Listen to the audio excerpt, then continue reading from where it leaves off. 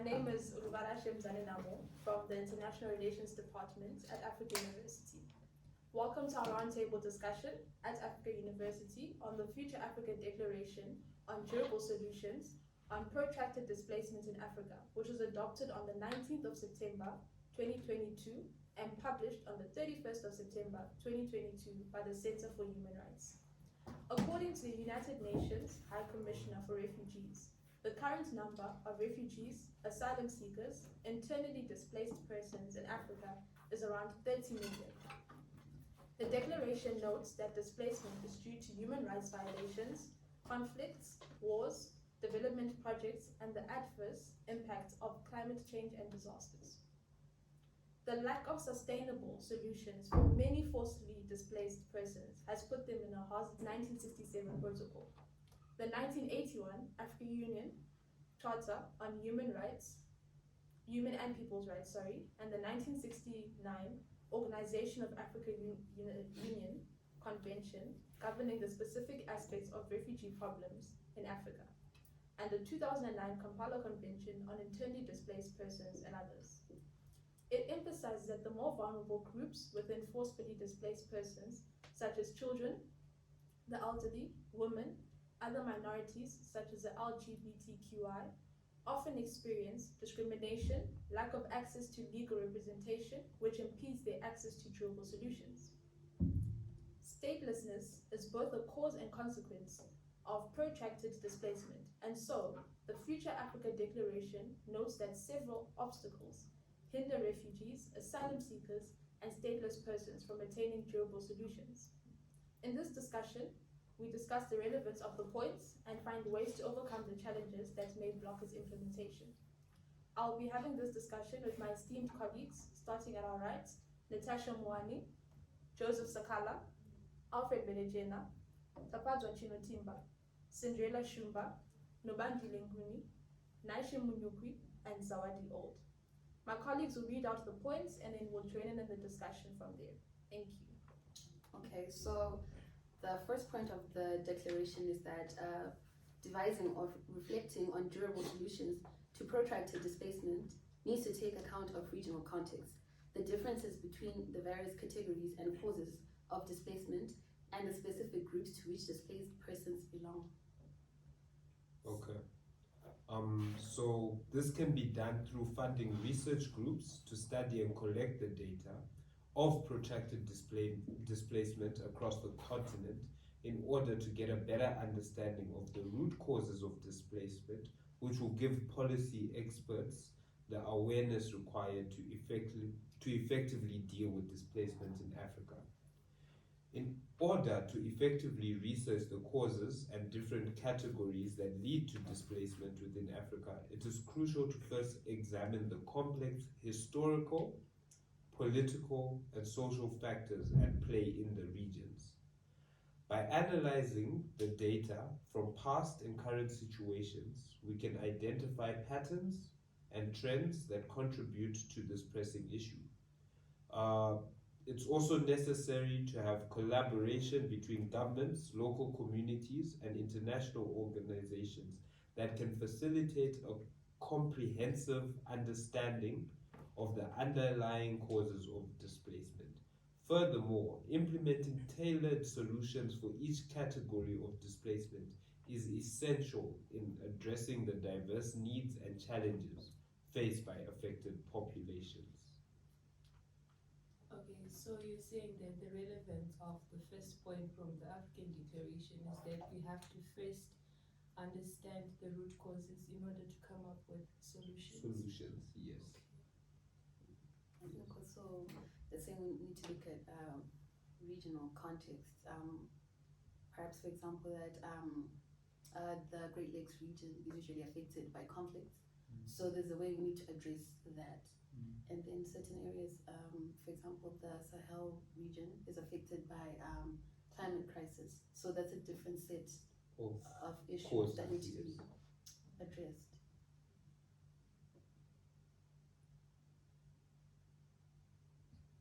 Okay, so should I go to the next point? Yeah. Okay, point number 2 says forced displacement is not just a humanitarian crisis, but also a human rights issue, with adverse effects on development, peace, and security. Respect for human rights is at the heart of finding durable solutions. There's a need for a paradigm shift from a humanitarian to a holistic, durable solution that puts the human rights of forcibly displaced persons at the center of efforts to find durable solutions. I personally feel like the second point is highly relevant because at the end of the day, the human rights are very much more important. It's not about humanitarian aid, but also we have to consider the rights of those who have been displaced. So the point is highly relevant. I don't know what you guys think. I think that human rights do need to be at the center of finding durable solutions, because at the end of the day, these are people we're dealing with. These are very vulnerable people. Their rights are not as protected as yours and mine.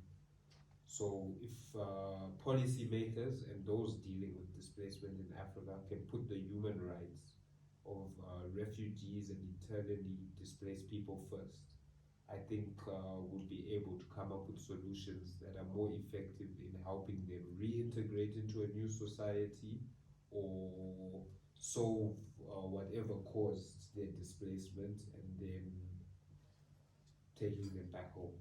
Oh yeah, because at the end of the day, the receiving state has to consider the rights of those who have been displaced, because where they're coming from, obviously they had freedom of everything.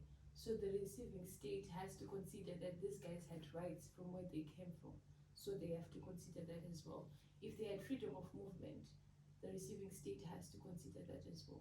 So the second point is highly relevant because at the end of the day, the rights are very more important. So I don't know what you guys think. I'm in agreement with you. I think the human rights are very important, and we need to now adhere to the legal frameworks that we have, as we had mentioned before, like the 1981 AU Charter on Human and People's Rights, the 1951 UN Convention in relation to the status of refugees, the 2009 Kampala Convention. At the end of the day, these are people. They still have human rights. The receiving state should then not violate the human rights just because they're not from there. That's not their state of origin. But as Zawadi and Nash have mentioned, it is very important and it is relevant for us to consider the human rights of forcibly displaced persons within Africa. So how do you guys think that their rights, because these are very vulnerable people, their rights are not always taken into consideration? What can policymakers do, and how can the leadership in whoever is researching or addressing displacement can ensure that their rights are not violated, that their rights are protected? What action steps can be done in order to legally and effectively protect the rights of internally displaced people? Okay, so when this receiving state signed the declarations, like for example, South Africa is a signatory of the 1951 Convention. When they signed the declaration, they promised that they will protect the rights of the displaced people. So I personally feel like policy implementation is very important. So the receiving states, they should go with their promises that they have to protect the rights and always change that. Please make sure that you remove this. To agree with my colleague, I think what she's saying is that politicians should be held accountable. So we need to adhere to accountability and transparency at leadership level, so that we can ask what milestones have achieved with making sure that the forcibly displaced persons' rights are protected at all times. Just a counter argument in there. Do you think an African setup that would be relevant, considering the fact that the refugee status in Africa is already politicized? I think it's very relevant in terms of protecting their human rights, but as you said, it's very politicized. So politicians use refugees either for their own campaigns, like to protect refugees, or to make refugees look like the bad guys. So what can African states do to ensure that politicians don't do that, and to ensure that their rights are protected? Like, do we set up a team of experts who annually goes to visit refugees to make sure to do research, to research if their rights are being protected, to research how they've integrated into the new host country. What do you guys think about that? I think as Africans, we must come up with certain bodies whereby all those African leaders, they must comply with the decision we are making as Africans, so that we can be able to solve those problems. And I also think that it is also difficult to make sure that these leaders follow up the policy and whatever the declaration says. So it is difficult to, because there are things like corruption, even if you report that your rights have been violated and stuff. So sometimes it is very difficult to actually make these leaders do what they say they would have done. So That's very true. So And basically, to add on, to Cinderella's point, if you look at most of the cases within Africa as well, like for example in Syria, where they have refugees, people have escaped from Syria and they've gone to Jordan, their rights are actually being violated by people that are in the government, that are in the institutions within these countries. So it's difficult now to implement certain laws or to hold them accountable, because if their rights are being violated by people that are supposed to protect them, for instance, the soldiers, especially for women, it's difficult to implement these kind of policies in situations like that because they have an upper hand. Joseph, yes, Okay, I think in this case, that's where you have to involve these displaced persons. You have to include them like in implementing rules. In a case where it happened in Zambia, like some refugees have been put like in some strict encampment. So like the government had to go like for some interviews, like involve like those ex-refugees to ask them like what's going on and other stuff. That's when they had to express themselves to say like we are facing these challenges. So in this case, like the most important key is to involve those like who are in this situation. That's when these things can go in and Just a question. Do you think that those refugees can fully express themselves? Let's say they can say, we're not getting enough food, we're not getting this and this. Do you think they can fully express themselves to the extent? I don't think so, because the fact that they are under some other country that they're not citizen from, right? It's difficult to actually complain because you came from another country and you needed to be taken care of and something like that. So I think it's difficult to actually come up front and say that your rights are being violated and stuff like that. You just have to comply sometimes. So we could say like a language barrier as well. Yeah, exactly. so like guys, from what you've been saying, which means that there's a need for a holistic approach in strengthening the durable solutions, because you've been mentioning the issue of the refugee problems are highly politicized, which means that the refugee government or asylum government or the government of the displaced people and the politicians, at the end of the day, these guys have to work together. Like for example, as it stands in South Africa, the issue of xenophobia, the rights are being violated, right, at the end of the day, because these guys are not considered as people, but outcasts, right? So how can we protect the rights of these guys? I personally feel like strengthening the durable solution, we include the government as well as the politicians. And how do we do that? For example, we have to include the media, because at the end of the day, when we announce the problems of the refugees on the TV, everyone or the citizens, like for example, if the citizens of South Africa are to know the problems of the refugees, they might eliminate the narratives, because as it stands, they feel like the refugees are taking their rights as well, the issues of work and other things. So there is a need for a holistic approach in strengthening the durable solutions. And also, in addition to that, we must also include the international community. There's the responsibility to act doctrine, which provides that if a state or government fails to protect the rights of a certain country, then the international community must intervene. Okay, Okay, so we can move on to the third. So point number 3 states that the protection of the social, economic, and cultural rights, as well as civil and political rights, as appropriate of forcibly displaced persons, is key for the attainment of durable solutions. States must respect, protect, fulfill, and promote these rights without discrimination. And what do we think the relevance of this point is? I think the relevance of this is that when someone is forcibly displaced and is now in the country of destination or area of destination, if they are, for example, a Muslim and they go to a Christian area, and you cannot instantly say to them, now that you're in a Christian area, you need to abide by Christian ways, you need to do everything a Christian way. They should consider the fact that this person is Muslim, they have a different background. So how they see it is different. Same thing with nationality, that if they go to a different country, it must not be forced upon them to speak that language. They can just use their own language in order to still be able to communicate with other people.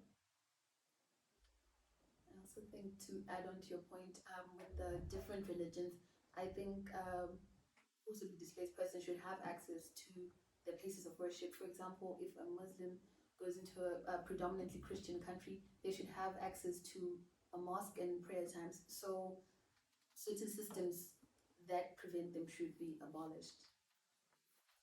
I also think that the point is highly relevant because it is touching every aspect of being the social, economic, and cultural rights as well. So the receiving state has to consider the rights of the displaced person when they receive the person. Like, for example, if the person has, like in South Africa, right? So when the state receives you and then you're given refugee status or refugee status even, when you're given that status, it means that you have economic, cultural, and social rights. So I feel like there's a need for what do you call this in English term? There's a need for transparency for the people who are going to hire the refugees. Like, for example, the employers.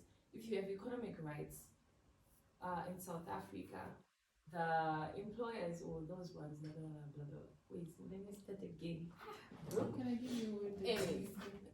Did I? Integration. Oh yeah, okay. So I feel like this point is highly relevant because it is touching every aspect of life, social, economic, and cultural rights. So the receiving state has to make sure that these rights are given to the refugees. So when you're given the refugee status, especially in South Africa, if you're given a refugee status, it means that you have economic and social rights, except for political rights, you cannot vote, which means that you have the right to work, right to financial services, and other things. So I feel like the state has to protect these guys without discrimination. If the employer is supposed to employ the person despite his language or whatever, they have to train the person so that he can be employed. So the point is highly relevant because it's touching every aspect of life. I just have a quick question. Just when it comes to economic rights and the state respecting and fulfilling. We look at the xenophobia attacks that happened in South Africa, especially to Zimbabweans who've moved to South Africa to work. They are granted economic rights, but I don't know what you think, but don't you find that because they're granted these economic rights, they have the right to work, they start working and there becomes, competition for employment. And then the South African people get angry and attack the Zimbabweans. So do you not think that sometimes giving refugees economic rights might actually increase the discrimination they face in the host country? I think that's a very good point because, okay, that point, how I can address it is, it's the discrimination part where you view refugees as a burden. But you mentioned that Zimbabwean and other African economic migrants, when they go there, they go to work. So they're actually developing and they're actually promoting economic growth in those countries. So when the natives say that they're threatened, you can understand it that maybe they have now lesser access to labor, but then overall, refugees do drive economic growth in South Africa. So, About the xenophobic rights between SA and Zimbabwe, I don't feel like it's mainly concentrated on economic rights, but then with Zimbabwe and South Africa, the main cause of concern is that most of the refugees that are in South Africa are not there because of political violence, but because they want to seek better living standards. And then, of course, I'd be adjudicated because I'm not getting my economic rights as a citizen. Rather, they're giving preference to a foreigner. So Which mainly it's causes- because of the cost of going to South Africa, not because of the economic rights. Mm, But firstly, given- to address that, I feel like a refugee should be firstly integrated into the South African economy so that you can get the economic rights. I agree, 100%. Yeah. So states should, at the end of the day, the state should protect and respect the rights of the refugees so that they won't be discriminated within the state by the citizens. So, which means it's very relevant. Okay, but what happens if it's not in the interest of a politician to protect the rights of the displaced? Can I say something? I think that's when Natasha said there's need for intervention of the international community. But if you look at this, I feel like given economic, social, and whatever right to do, Social and cultural rights, rights. it literally strengthened the state of South Africa. Just as Nigeria gave an example, SA and Zimbabwe. I feel like it's better to integrate the refugees into the community rather than keeping them in camps. From my own perspective, I feel like if we could do that as Zimbabwe, removing the camp system and integrating them into the economic system, we can actually develop further rather than keeping them in the camps. Yeah, you're right. But at the end of the day, how are we going to solve the issue of discrimination? Local integration is very, very, very difficult. No, it's not difficult actually, because South Africa has been doing this for so long. Local integration, there are no camps, right? But then they are given social, economic, and cultural rights. Different from Zimbabwe, when you're a refugee, when you come here, definitely you're going to Tunguka, right? So let's say that they've been given the right to social, economic freedom of movement, or freedom of everything. For example, for instance, what about the issue of discrimination? How are we going to solve that? I feel like if there's proper documentation that yes, I'm a refugee, but I have the proper documentation to work, the issue of discrimination can be eradicated. But you can still have someone who's born, who's a native, still experiencing discrimination, because it can also be like on your skin color and your language. How do you face that? Yeah. I think to add on to Natasha's point, in the sense it's hard to get rid of discrimination because I'm not quite sure if you guys are aware of the quote by Nelson Mandela that someone is not born racist, you're taught to be racist. So basically, discrimination is hard to get rid of. Like Nobandile is saying, based on your color, your culture, it's just how a person is. We can never change how people are, how people view other people. It's now a matter of how, if a refugee is discriminated against, how as a society, as a government, as organizations, how do we deal with that part? Because we cannot get rid of people that are like discriminating against refugees. So as the government, maybe there needs to be laws that need to be set in place and policymakers that state that if a refugee is discriminated against, we need to find solutions. We need to get, protect them. But we can't, do you understand what I'm saying? Like we can't get rid of a discriminatory person. I think that, like you said, racism and discrimination is taught, right? I don't think it's a problem that we can get rid of overnight. But I think that through our educational systems, if we can start teaching the youth as they grow up that, Ubuntu, we're all one, as Africans, then discrimination should decrease as Africa develops.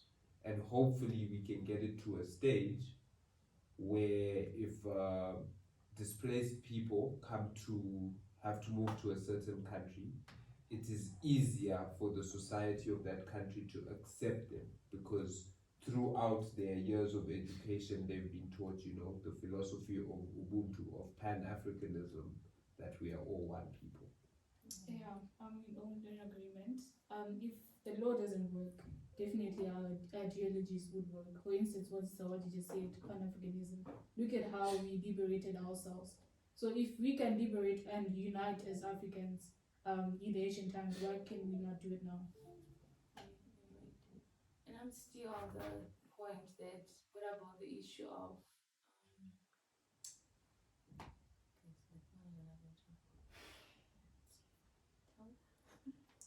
So, Okay, so wait. alright, so point number 4 states that host states and other actors should ensure the effective participation of persons in situations of protracted displacement in efforts to seek durable solutions. Forcibly displaced persons must be seen as important stakeholders in efforts to find durable solutions to their predicament. Their views and opinions should be solicited and considered in the development of strategies for the restoration of peace, conflict prevention, and conflict resolution. Dialogue and inclusive political processes are vital mechanisms to exercise their agency, restore their hope, and build their trust, thereby paving the way to a dignified return and local integration. Host states and other actors should ensure the effective participation of persons in situations of protracted displacement in efforts to seek durable solutions. Okay, so we say in order for the durable solution to be successful, it needs to involve the person who are displaced. So in order for these people to be heard, these people need to face in their voices. So I just said, in Zambia, whereby the refugees were being mistreated. It happened one of the government officials went around and solicit their views and just to check out how they are treated. So it came out that these people are being mistreated and are being treated as an outcast. They are being stereotyped. Okay, what comes into your mind when you just hear a refugee? Anyone, what comes into your mind when you just hear about refugee?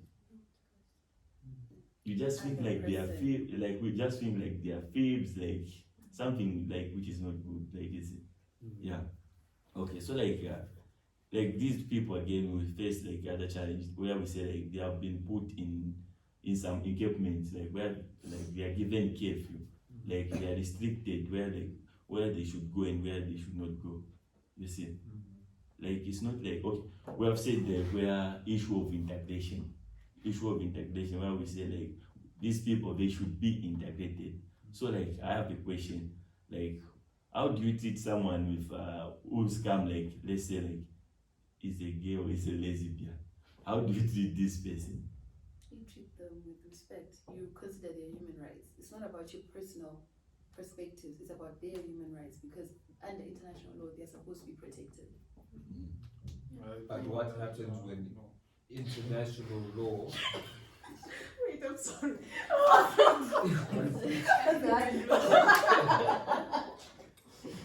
No, is it Andrew? I think those gay or what they must are obliged with the state law, which take their own rights into the final receiving area. No. But I have a question. What happens when the human rights of people who may be part of refugees or those who are part of the LGBTQ community, when their rights are in direct contradiction with the morals and values of a certain state? Yeah. For example, Zambia, where the president has been on the media speaking, Is it not the Ugandan president? the Zambian one as well. Okay.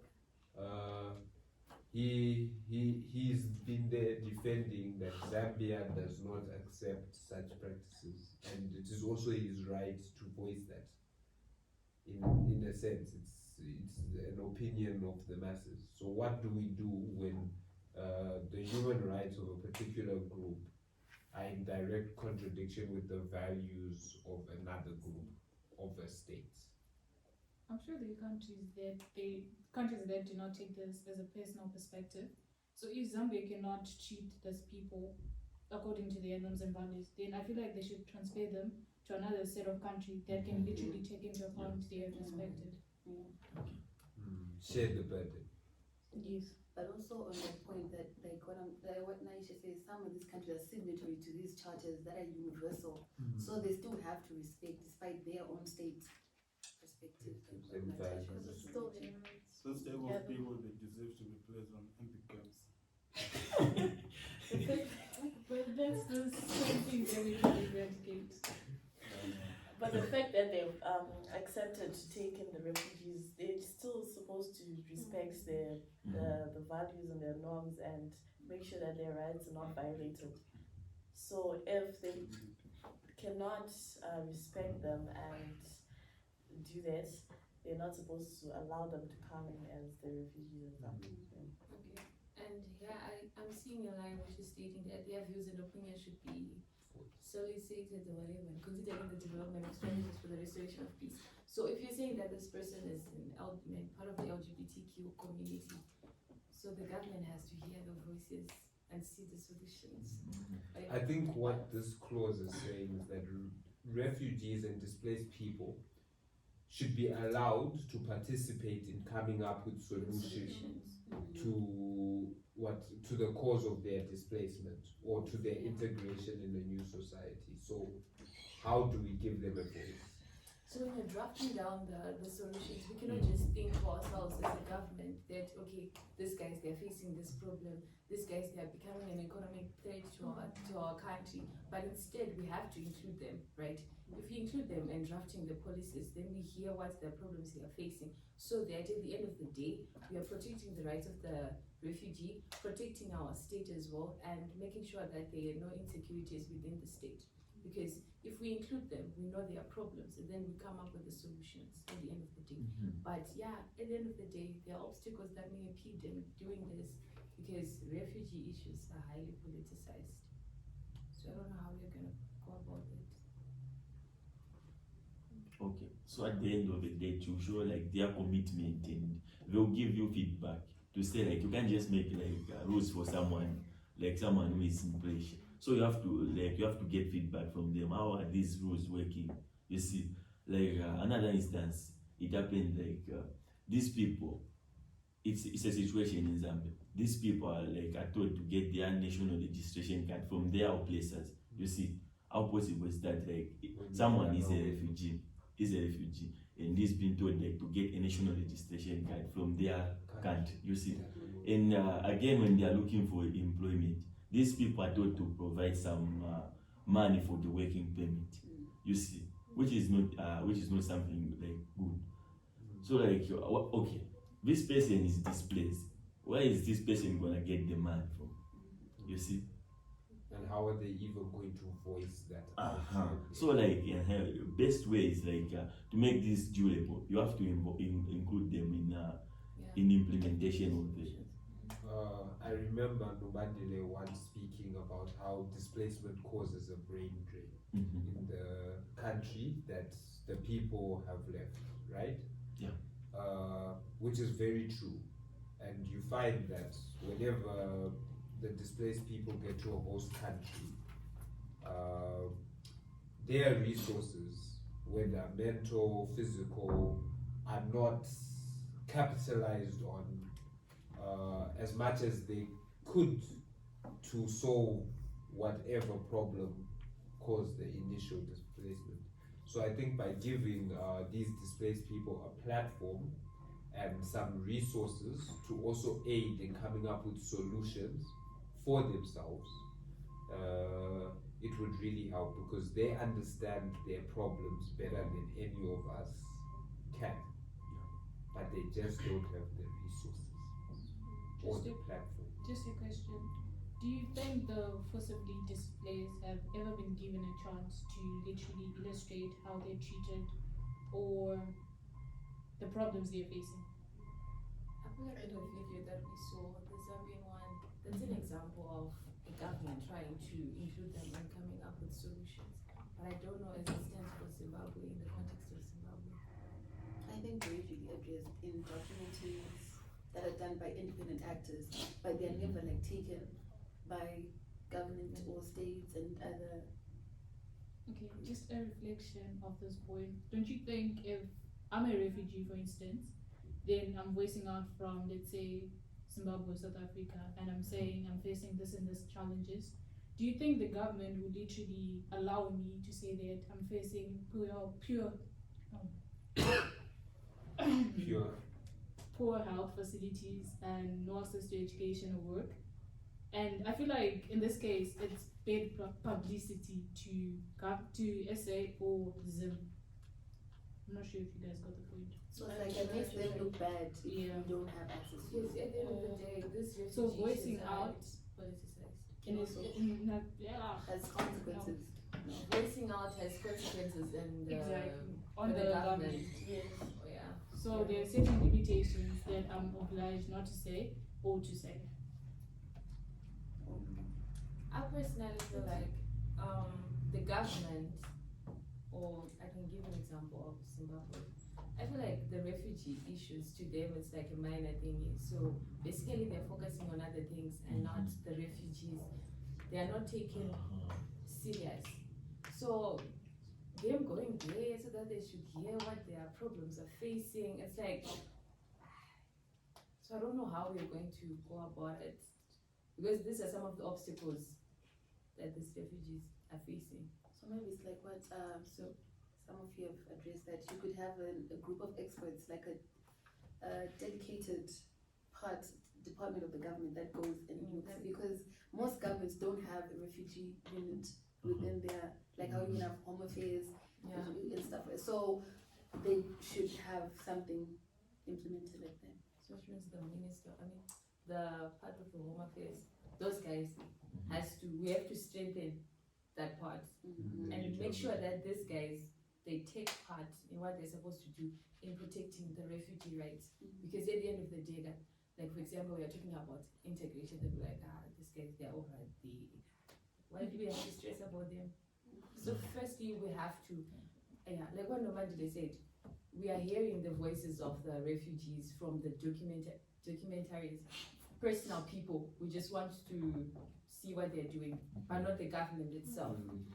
So which means that the policy implementation has to come from the government of refugees, and them, they're the ones who are supposed to include them in drafting the solutions.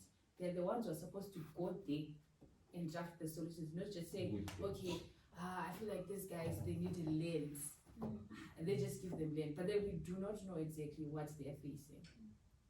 Okay, just to counter-argue on that one, we could say that the government can do this and do this, but we both know how the government works. So in this case, I suggest that if we involve non-governmental organizations that can literally voice out for the refugees can work if the government are not willing to go that extra mile. I think government needs to be involved. It needs to, because It is legislation, involved. if they're not allowed to be certain things, like for example, you could say you want to build a school for refugees, and then the government will say, well, the Minister of Education wasn't alerted, so you have to bring this whole structure down. So maybe legislation, it starts with legislation. MPs of those areas, like the Tongogara camp, like the MP of that area, should address. But of course, like what you're saying, it takes time. It's a political thing. Plus, we do have an organization that has centered much on refugee rights. The UNHCR, we have it as it stands. We do have it. But the problem now is that we have to make sure that the UNHCR has to voice, include them on their side, and then they have to go to the government so that they will help each other. That's when I was saying that we have to strengthen the durable solution, and how are we going to do that? Include UNHCR and the government itself. And the refugees. And local council. Yeah. And So that we have To to make clear, because my argument was that the government cannot do it alone. You have to involve other organizations. like And- UNHCR. And all these organizations cannot do it without direct feedback and communication with the refugees themselves. Because they understand their problems better than anyone else. Yeah, I also have an example of Tongoka. As it stands, if you want to go there, you have to go through the government, sign a lot of papers just for you to go there. What about me who wants to hear their problems and donate some few things? It's a process to go there. So which means that the government has. Okay, what then can we do if the government is reluctant? I think that within the government, there needs to be resources and systems allocated in each state, in each African state, specifically for refugees. So in our annual budget, I think that as a state, like the state of Zimbabwe, we should have resources allocated to help and deal with refugees if we are to receive an influx of them. I feel like we should be prepared. Very true, but she's But asking like- how do we actually get the government to do But that? like what I was Yeah. saying, it's difficult to actually make the government take action.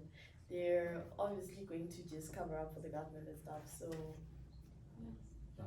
it's actually quite difficult.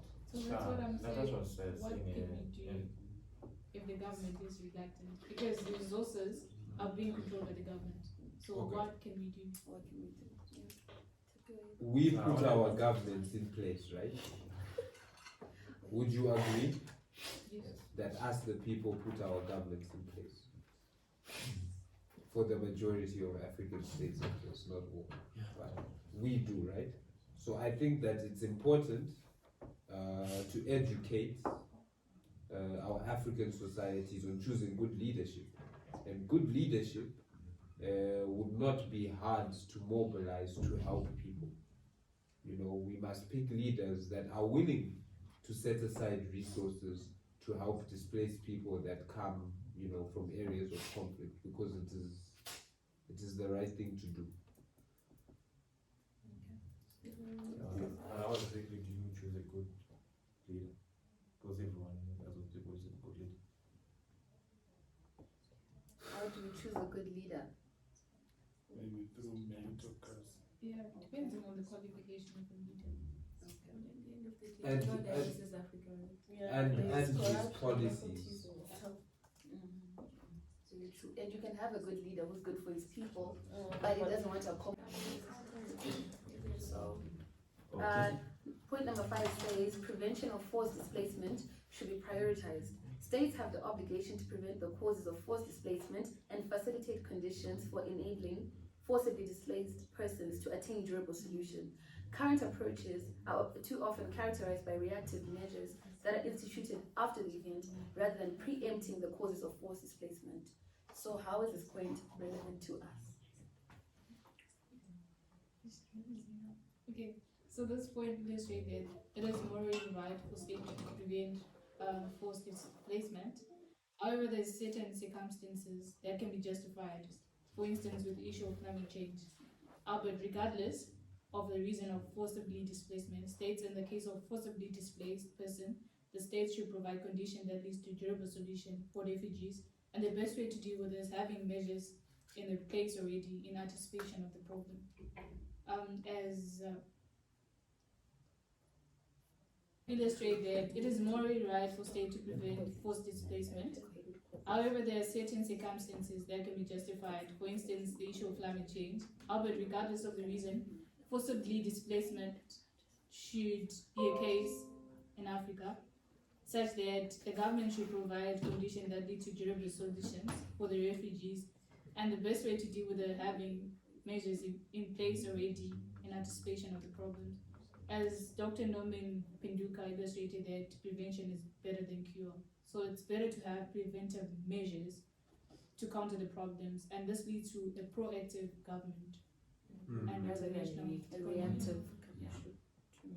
So by addressing the root causes of displacement, it is possible to reduce the number of refugees, asylum seekers. So which means that at the end of the day, the government has to prevent the issues of conflict, violence, civil wars, and like what you stated, proactive measures rather than reactive ones.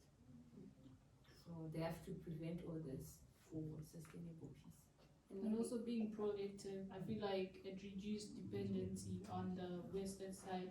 You know how Africans are always turning back to the west with each and every problem that Africa is facing.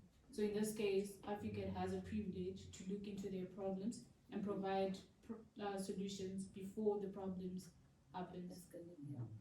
And also, I think in the case of the Cabo Delgado situation in Mozambique, State organizations such as the SADC have a duty to take matters into the and then address the issue before it escalates, so that we prevent people getting displaced.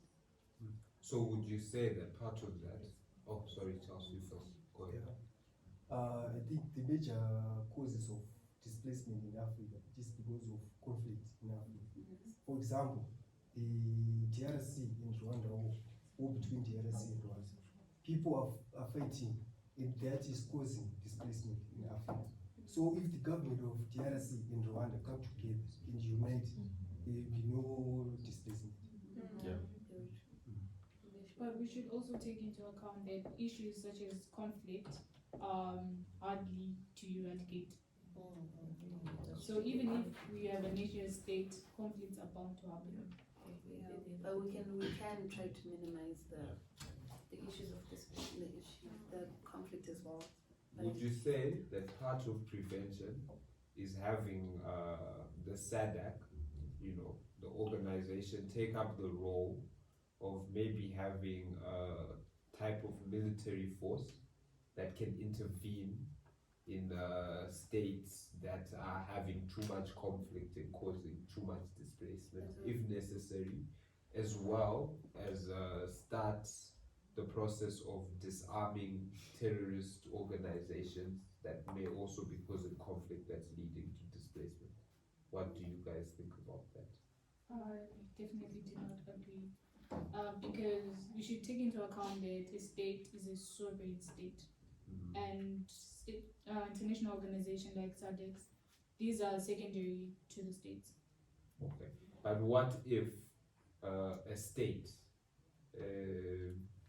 or states take part in conflict that starts to create a lot of problems for other states? Then the Do you not think that it is wise that certain allied powers like SADC have a military force that they can deploy into regions of conflict to stabilize them? I think in certain areas such as that, you put aside state sovereignty for mutual, collective, and long-term benefits. Because as much as you want to pursue your own interests, if it's affecting the stability of the region, then your interest in the long run might actually not even be relevant. Like what you're about to say, that if war spills over into your country, it won't matter what interest you have in the long run. Just a case of Russia and Ukraine, what is the international community doing? Sanctions, But is it working? armaments. It's So not it's doing a lot. working, but in a sense, if you put it in that way, with Russia and Ukraine, international organizations are more involved within Western countries. So I feel like as an African, like Africa as a continent, we now need to find ways that we adopt that are suitable to African displacement. Because if we are now adopting displacement policies from international organizations, those are more westernized, but they do not actually, they're not applicable to an African continent. So this is where the AU comes in, this is where SADC comes in, ECOWAS, but they now need to also formulate different policies and strategies of how we can now prevent forced displacement within Africa. I personally feel like from all the points that you guys have been stating, let's not forget that the root causes that we're talking about, they're including war, conflict, poverty, climate change. So the government, if it is to deal with climate change by respecting the laws and the treaties that they signed, I'm sure climate will, right? And then the issue of poverty, because a lot of people are displacing because of poverty, right? So if we have organized government and make sure that our government, we have good governance, people want to displace, like Zimbabwe as it stands, people are displacing to South Africa because of economic instability, which is in Zimbabwe as it stands.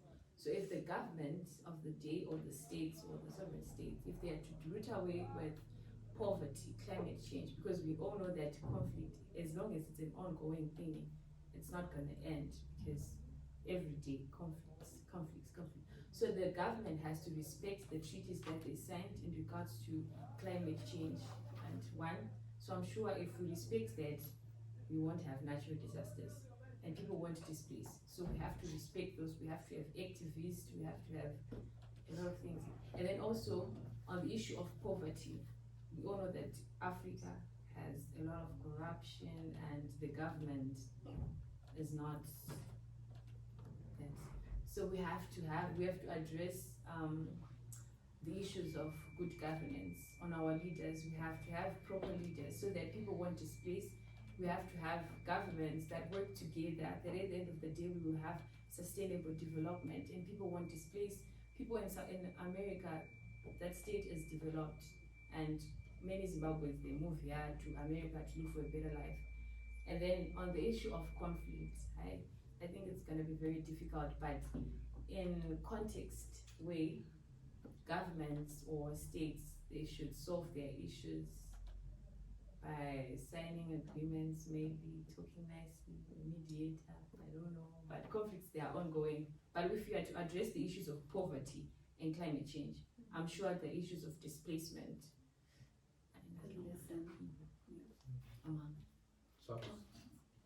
you mentioned about the issue of poverty in Zimbabwe. How do the government of Zimbabwe address this situation of poverty? It all goes back to good governance. If we had good governance, I'm sure there is a way for sustainable development. So we have to root out with the issue of the governance itself, because at this time, you know how African governments are.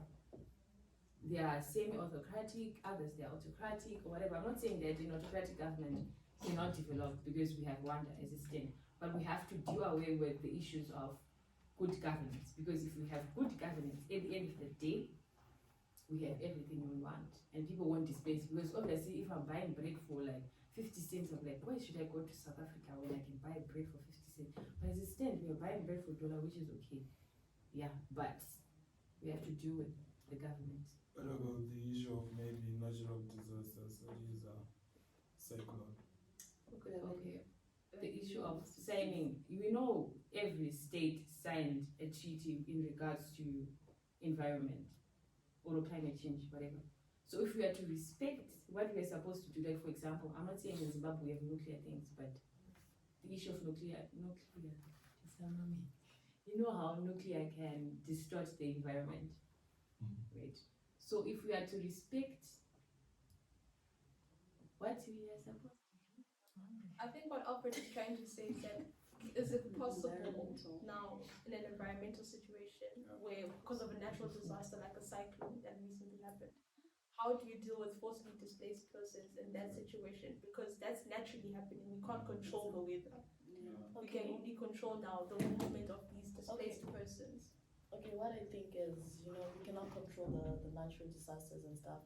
So what's gonna happen if there's a cyclone or something like that? The government should make sure that the people that are affected or the people involved are taken care of, and they give them, whether there's need for food, clothes, shelter, and stuff like that. So if the government is able to accommodate the people involved, then that's how.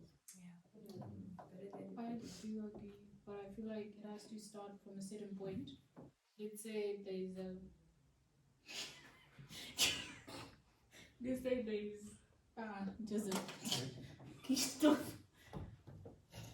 okay, I feel like it has to start from a certain point. Let's say there's second or die. I feel like government should provide like proper trained persons to literally explain to people affected and let them know this is for this reason, and you're gonna be moved to this reason and this reason, and they should be told that they're gonna receive this and this compensation for this and this, so that they know, and it's not just haphazard. And to add on to Natasha's point, if you are displaced, that means you can still go back to your place of origin. So government needs to find a strategy that, like what she's saying, that if they now provide for them, and Cindy was saying that they provide for them the time that they're displaced, but the moment that they're able to go back to their place of origin, if they're able to go back, they should be able to go back. The government should be able to provide for them and be able to now also make sure that they're able to develop in that certain part of theirs, so that they're not displaced again or displaced for good. Oh yeah, that's your settlement. On your point, let's say I'm here and they say it's a cyclone, you die, right? Then I get displaced, right? Do you think I'll be willing to go back there where there's a cyclone, you die? I think you're actually No, more Because likely to one, go I back. have insecurity. What if it happens again? Part of what Because I'm traumatized, one, um, and then maybe I've lost everything, and I cannot go back. Maybe the house is just down already. Obviously. I'm sure. yeah, you can't. I'm sure But do you she's think talking it's about the easier? issue of resettlement. Like for example, as it stands, there is cyclone friendly. If the government is to move people, probably maybe and Mutare, but they're under the government. But I feel like already the cyclone threat is there. But now we're talking about how to prevent that cyclone threat to happen. So the government still has to respect the treaties that they signed in regards to climate change, so that they'll prevent the cyclone threat to happen. You know, we can actually prevent that. Cyclones. No, I'm not saying Climate change. Oh, Climate climate change. change. How do you prevent natural disasters from happening? You You might. know, Can I answer it, please? Okay, so I think what Naisha is trying to say, natural disasters do happen, and sometimes you can't control it. Sometimes you can have all the early warning systems, and it will still happen. But in regards to climate change, we are seeing an increase in things like cyclones and these type of natural disasters because of climate change. Our climate is changing, and we directly affect our climate through our economic practices and industrial practices. So I think what he's trying to say is that if we obey the treaties we signed in regards to climate change and carbon emissions, then we can better predict our climate like we used to be able to, because it won't be changing as fast. I feel like the climate's always changing, but human behavior has increased the rate at which it is. Changes. yeah, give an example of Zimbabwe as it stands. We have the site which is popular now is the mining sector. So if the government has to prevent the environmental degradation that are happening, because that's also part that can cause climate change. Yeah. So at the end of the day, the government has to play a part in respecting climate change to avoid cyclone freedom, the environmental floods, whatever. I don't know. Right? Mark. Okay, point number 6 states that the spirit of solidarity, burden sharing, and cooperation as espoused by the OAU Refugee Convention, Kampala Convention, New York Declaration, and the Global Compact on Refugees is indispensable in finding durable solutions to protracted displacement. And how is this point relevant to us? Okay.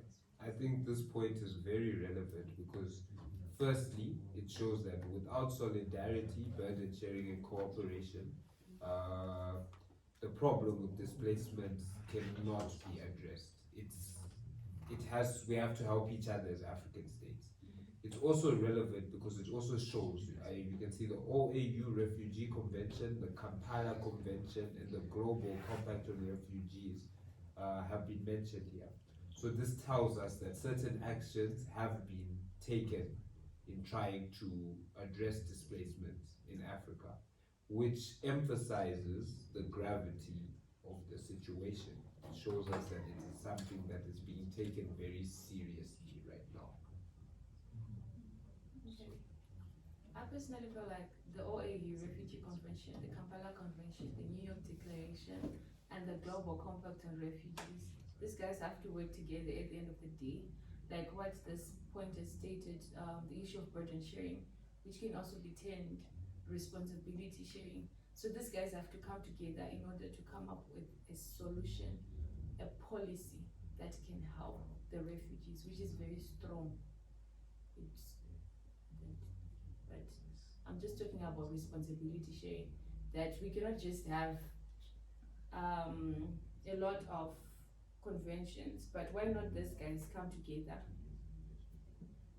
and come up with a solution for the refugees?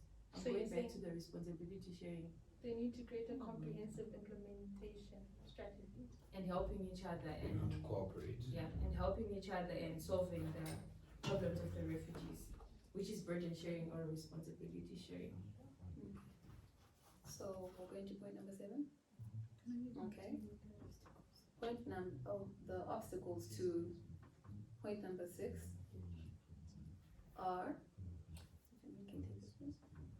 I think the obstacles is that, for example, the New York Declaration and Global Compact, how they handle refugees in the Western world or the global North and global South is completely different because their situations are different.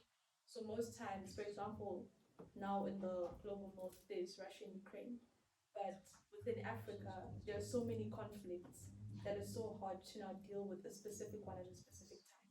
You know what I'm saying? So the OAU Refugee Convention, the Kampala Convention, those are all under African Union, and they will be able to actually assist Africa more. But if we have, I think, a more diverse, it's difficult because the situations within the global North and global South are completely different. So we need to find strategies and policies that are now more applicable within Africa. That's the difficult part about it. I think that she's very right to say that the way refugees are handled in the global north and how they handle the global south is very different. But I also think that there are similarities that come with displacement across the globe. And if these organizations or conventions can cooperate, data share, information share, it should help. You can find a strategy that worked in Africa that may also apply to a similar instance in Europe as well. That might not be to do with the cause of displacement, but maybe to do with something like just documenting refugees. A strategy in which it was done in the West might also help Africa. So I think if these conventions work together and cooperate, it can be a great help.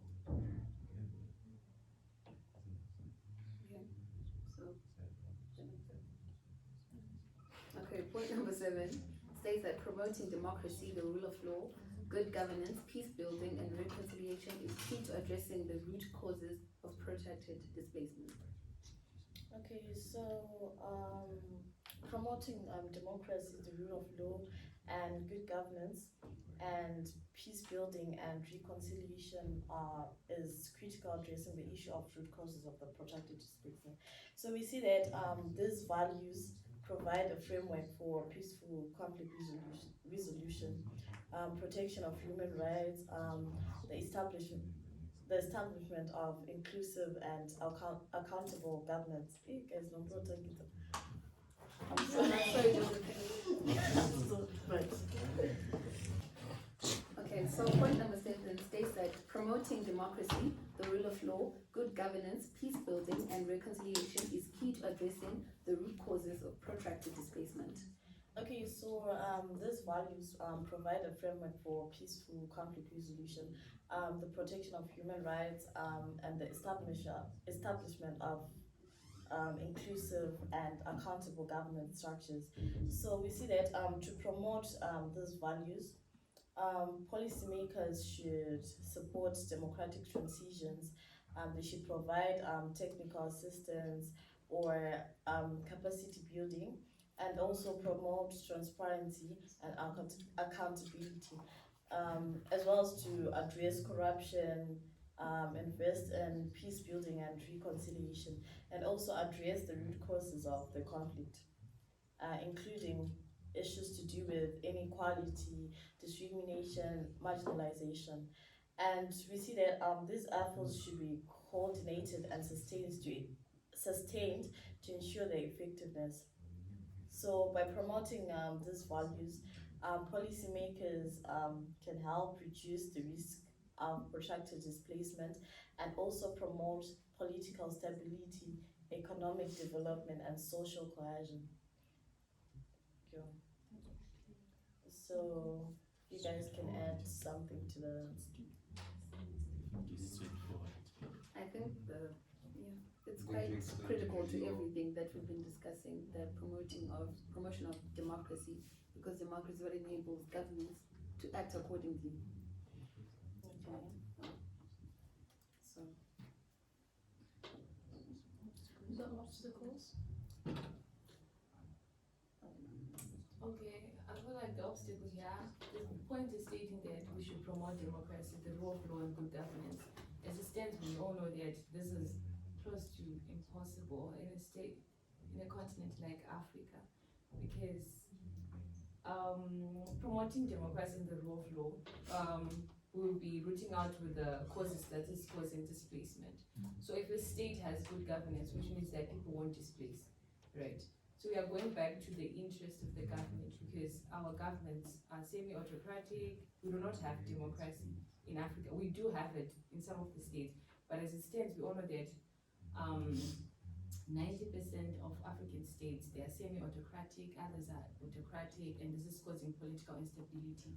So I feel like an obstacle here is that already as it stands, we have autocratic governments which are not willing to abide to democracy. Just to add on, I will use a scholar, Franz Fanon, in his book, Bridge of A 1961, Under Pitfalls of National Consciousness. He illustrated that the African states are mannequin states. So issues of democracy, rule of law are very difficult to implement in Africa, such that there is identity crisis. So it's for that reason it's really difficult to represent everyone because of different ethnicity.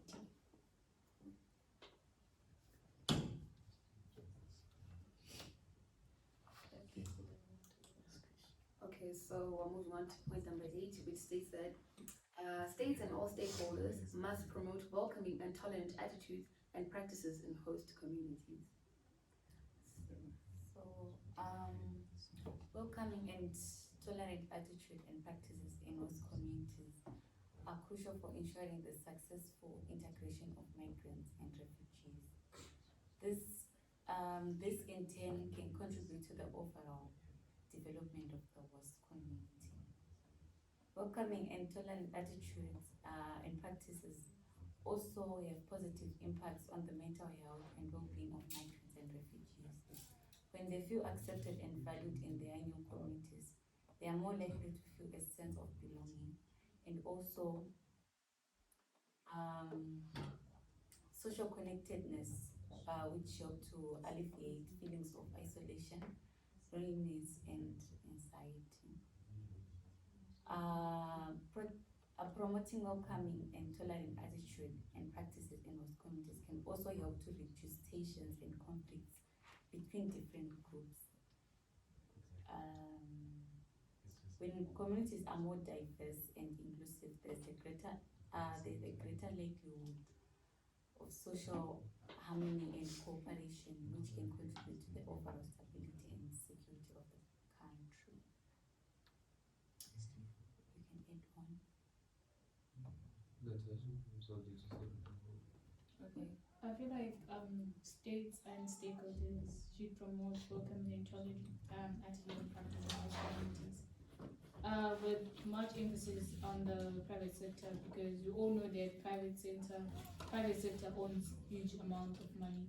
So if there's integration between the states and the private sector, we can easily root out some of the problems, such that the private sector provide much of the jobs, and then they can help in funding some of the policies to eradicate the problems facing refugees and provide better solutions.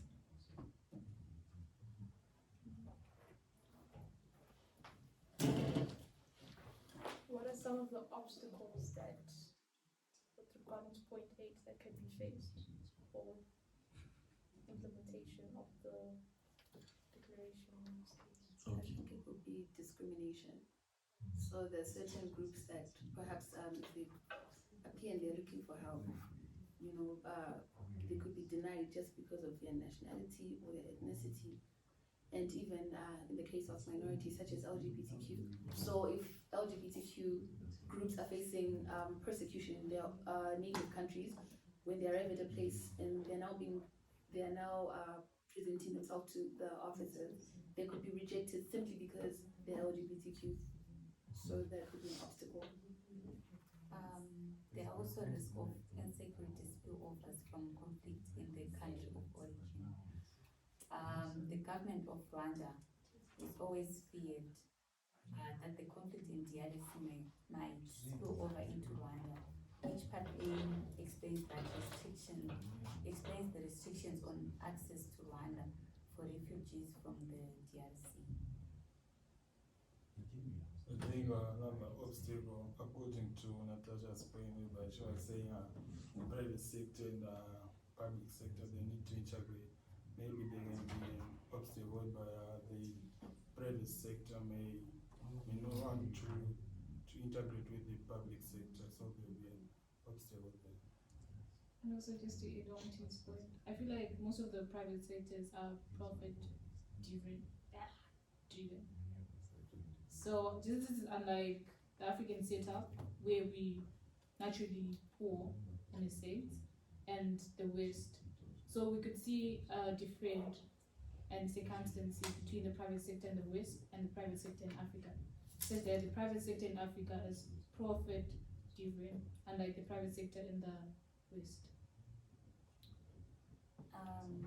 There are also obstacles where refugees put pressure on public social services such as education, water, and health, which often cause conflicts with both communities. There's a recent case which developed in Kiangwan refugees settlement in Hoima district, Western Uganda, and there was conflict over water point sources.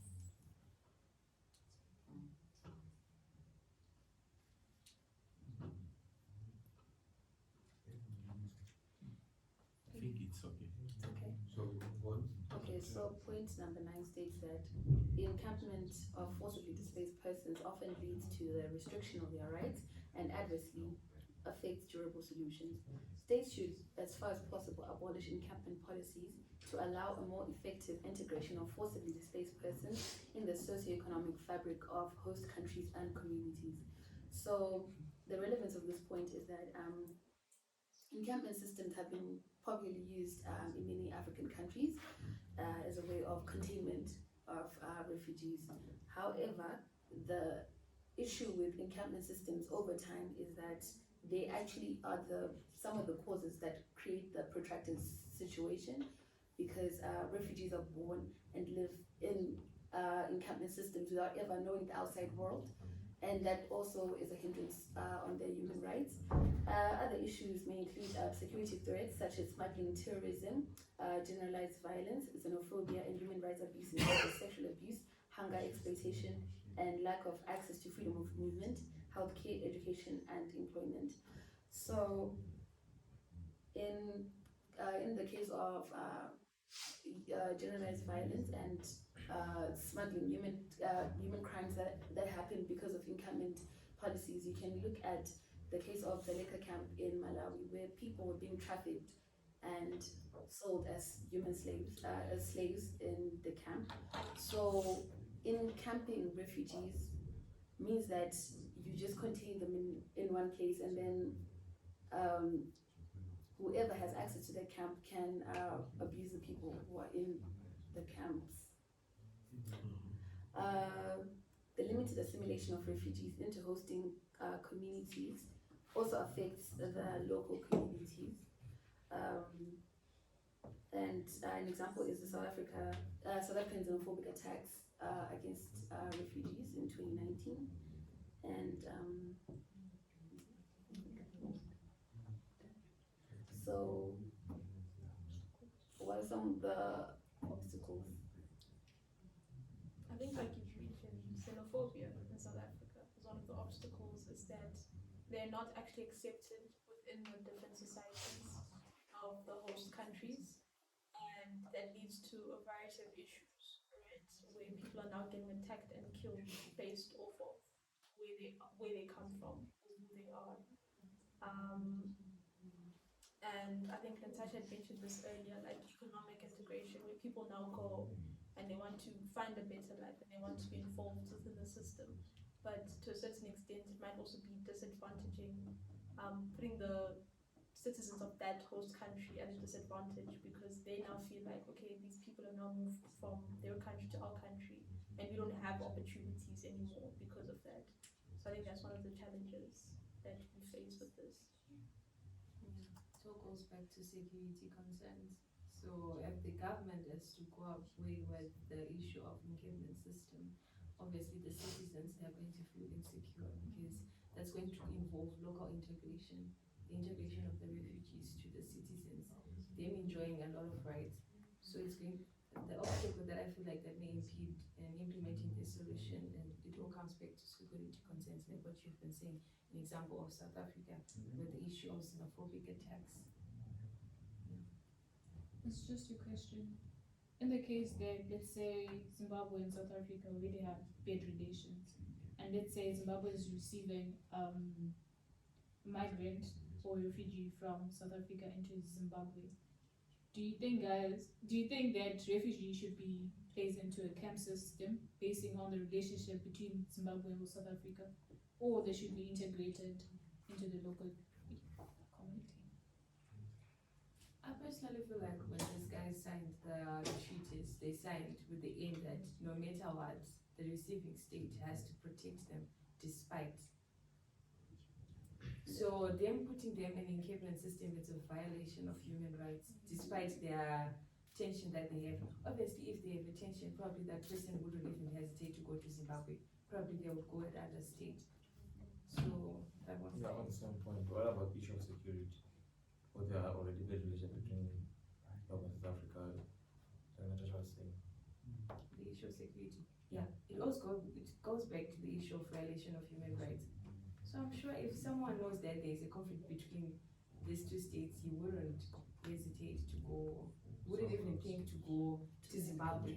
Probably would think to go to Rwanda because that person will know that there's a tension between Zimbabwe and South Africa. Why would you risk your life in going to a place where you know you're not wanted? So rather, you just choose Rwanda or other place because if you go there, it's obvious that your rights are going to be violated. And over time, I think encampment systems are actually more expensive to maintain because you actually have to maintain the camps. It's actually easier to actually integrate people because over time they also end up contributing to their communities in a positive way. They could promote economic growth.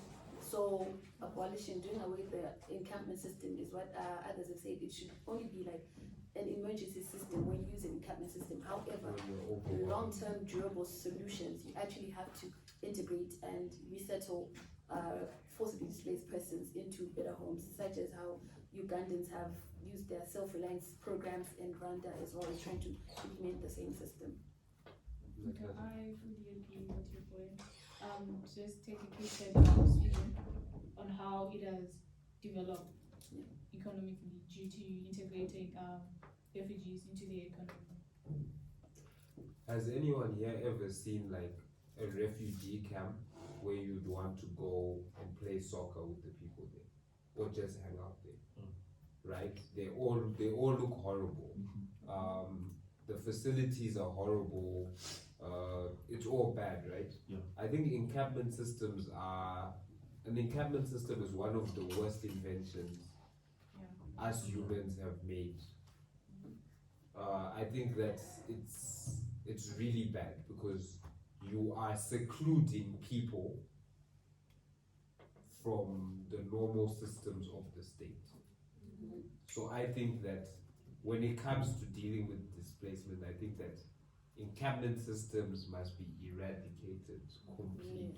With the issue that it's foreign because that system was used during World War. Yeah. And us Africans, we just copied the system.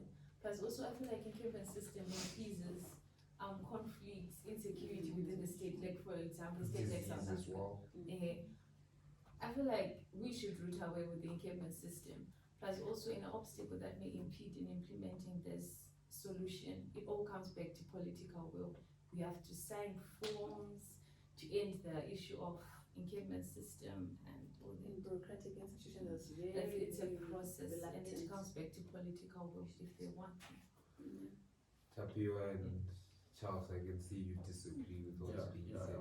I was saying, are we disputing the encampment system just because it's a foreign thing? But as for now, I think it's a much more important thing in African context. Like, it's a way to protect the state. No, what I'm saying. So I think what we can do is we can modify the camps, you know, Update the to facilities. fit like the normal shops, something like that, roads and stuff like that. So maybe like integrate them there within the area, like develop like for example the Tongogara camp and Yeah, make it yeah. like a growth point. They still have freedom of movement or freedom of everything, because at the end of the day, the government will forget that these guys are there. Yes, like almost like But You know, Like I what- even tried Creating to. a You have new to understand your situation. You see. yeah, like what vision is You are there? limited to some things, like, you know, because of your situation. So just to avoid economic threat and insecurity within the state as well as the citizens as well, we just have to update the system. yes, maybe Yeah. turn it into a Town, town. exactly, that's so better. that's like a and then they move. I do not agree because somewhere, somehow, those people will be secluded. And I feel like with decoloniality, it tries to eradicate the war camp system and integrate the refugees into the community, just like how it was done in the past. But I think But- his point but- makes sense also into building their own home, because integrating sometimes is Why they are That's all discrimination that's as well. discrimination. I But think it's still they can be discriminated discriminated outside. even when they go inside, Mhm. because we're saying let's develop them where they are. Sometimes there might not be enough capacity for pre-existing towns to already include them into their local council. Exactly. So we're saying let's put a new constituency and say like the Tongogara constituency. They want now they have freedom of movement, but we're not doing it Like like you traditional. can And have you're everything developing there, the if area. it's shops, But retail you think the or government is whatever, willing to a do small that? community. Do you think the Yes. government will be willing to Yes. do that if already they forget that they are people there?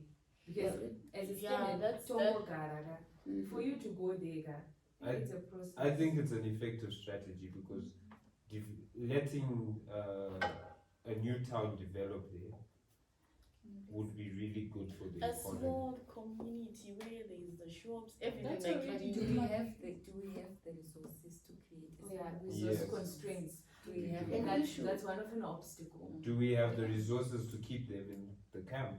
We don't. Even don't integrating Yeah, them. integrate Yeah, them into integrate. Rather let But them it's, you actually have to integrate. build them a house. You can't just integrate them into there. the Okay, then we you have to give them houses and places to stay. How are they going to develop the economy If they are if alone? they are alone? They're going to develop their own town. Okay. But the town will interact with the rest of the state. It's No, not. It's it's like not what inside. she said. Father, what she said is a very important point. The issue of resource constraints, because which government is willing to start building resources for them or whatever, roads and Just for houses which are nice. refugees. If already as it stands, Yeah, that's Tongo Gara is a mess as it stands. But you So see, I who's think willing? this comes to the point that Tongogara is already a mess. So the strategy in keeping Tongogara going is clearly not working. We need a new strategy. That's social. And when it comes to resource constraints, we have to figure out a way. By rooting And- out with the encampment system. And it's Yeah. not about who's willing to do something, but it's something that the government should actually do. Like it's something that They can sell some gold and they can use the You know, money and to- also going back to Tawazo's point, even if you guys are saying that we should build them houses, whatever, update the encampment system, are we going to make sure that their economic rights, their right to work and right to freedom and right to everything is going to be protected? Because, like what Natasha said, refugees, they promote economic development to some states. Yes. So we have to consider inclusion for them, because at the end of the day, if we are to exclude them, what about them being their own sides? It means that they do not have freedom of everything. But then If we are to when update you the system, turn it into a constituency, right? You're saying even natives of the country can even move in and start their lives there. So you're basically introducing them into the national body. If you say there's now an MP, even if it's a local person or a refugee who's standing for the rights of the refugees that camp, because most of the times the refugees camp, it's not 5 people, it's thousands of them that they're big enough to even start a new hub in that area. So they could also drive development in that area. And if you open up the town, it's not a town where it's like it's enclosed, it's a town where it's actually a town, but its main population is refugees. But is they're the also government willing to do that? including Because I really liked how this Because point, if the the issue of government resource is also constraints, not- because who is willing to do that? Because if And the the- government cannot even look after their own citizens and cannot build their own country, for example, that's Zimbabwe, if expensive. we're still now developing, if we're struggling with just developing as a country, how are we now going to create a new constituency for just refugees if we're struggling to maintain and look after our own citizens? Yeah, even if policies are made or whatever, they're not always going to follow them. We So should it's just root away That's the- where I And think they can innovation necessarily- comes in. You see, limited resources, and we need to build a town for 10,000 new refugees. This is where cooperation comes in between the refugees, the state, and us citizens of the state. Because you have to sit down and strategize. Look, you guys have come from a place where there's conflict. We don't have the resources to do everything we want to do for you, but how can we at least make your integration here easier? I think within that cooperation, picking the minds of the refugees, of government officials and citizens, and facilitating that cooperation, I'm pretty sure an effective strategy can become through, even with limited resources. If we have to build huts with solar, we do that because we can't afford brick, but we make a plan. Okay, your point might be relevant in a certain African state, but in this African state, it's not relevant. And look at the Universal Declaration of Human Rights. It states that people should have freedom of movement and they should choose where they want to stay. So if you tell them that refugees should stay in this compartment, we are already undertoning the UDHIR.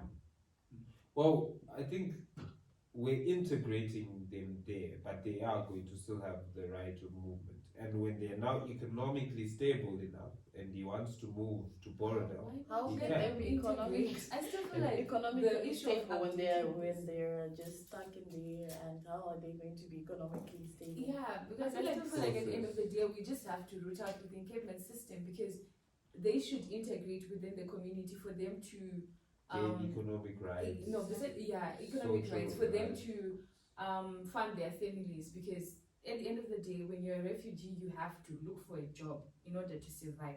So if they are there, how are they going to integrate? And how are So point number 10 says that states should afford alternative status and appropriate documentation to refugees and asylum seekers in situations of protracted displacement. So basically, the emphasis is on the need to provide refugees and asylum seekers with legal identification and documentation, such as refugee cards, which can facilitate their access to essential services, including education, healthcare, and employment.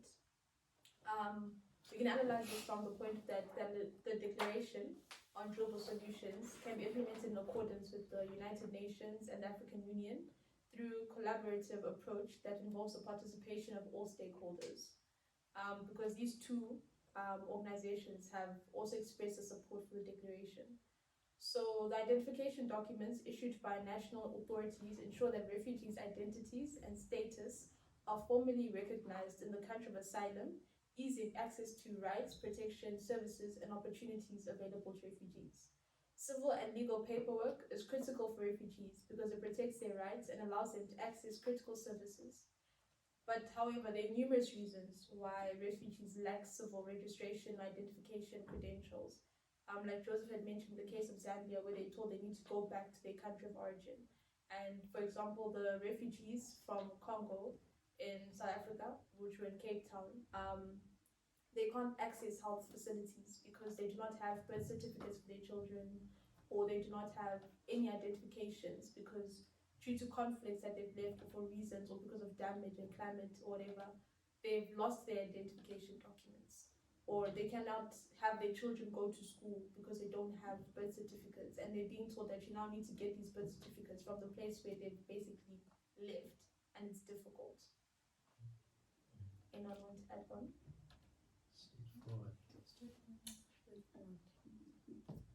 So what else? Resources to facilitate such a system where we can start documenting them and giving them new birth certificates in the host country. So I think with the state of some African governments, they they might not have the resources to do that.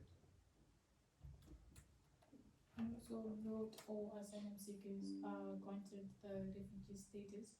In this case, they cannot be protected by international organization or the host community in terms of legal or economic services.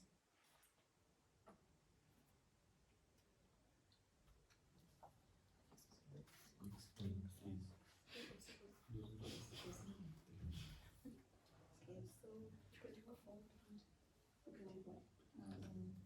Okay, so moving on. Point number 11. States should develop and implement national legal frameworks to expressly address alternative forms of durable solutions to protracted displacement. Okay, so I feel like this point is highly relevant because it provides a provision for local integration, voluntary repatriation, as well as so it's the big point. Okay, I feel like this point is highly relevant because it's talking about legal frameworks, and we all know that legal frameworks, these are the laws, policymakers, and as well as the government, those people who are facilitate in making a law or a policy. So I feel like if these guys are to work together, okay, this is going back to burden sharing or responsibility sharing, because they provide a provision for voluntary repatriation, local integration, as well as resettlement. So if they are to work together and coming up with solutions for the refugees, this would lessen the problems that they are facing by implementing policies, strong policies. What are some of the obstacles? It all comes back to political will, because the issue of refugees, yes, it is highly politicized, but we can see that sorry, I forgot what I want to say. Anyways, it all goes back to political will. So if they can choose to work together or not in implementing a policy. So, point number 12.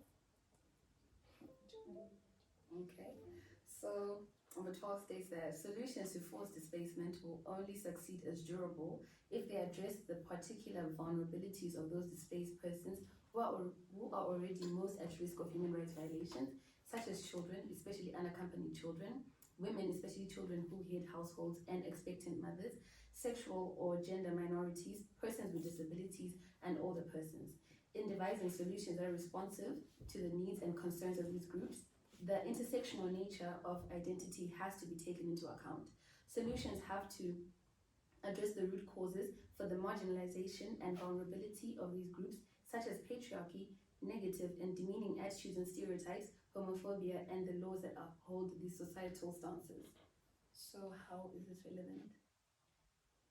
I think this is very, very relevant because it brings in a lot of things.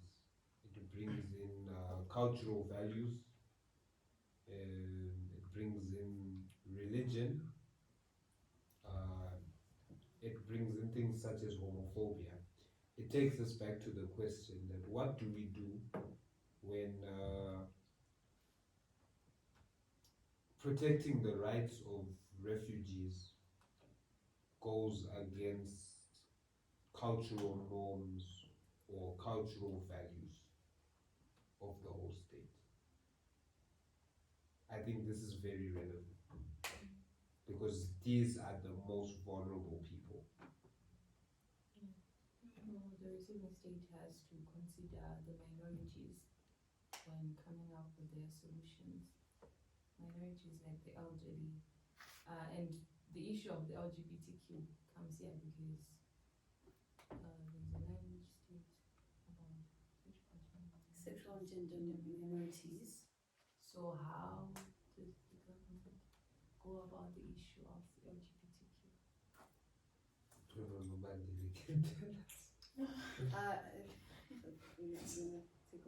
I think someone had mentioned earlier about how, as if you are now, for example, LGBTQ, and you go basically refugee in a country, for example, Zimbabwe, which does not have any laws saying that it's, basically situation, it's difficult to now accommodate a particular group in that situation because it's against our law.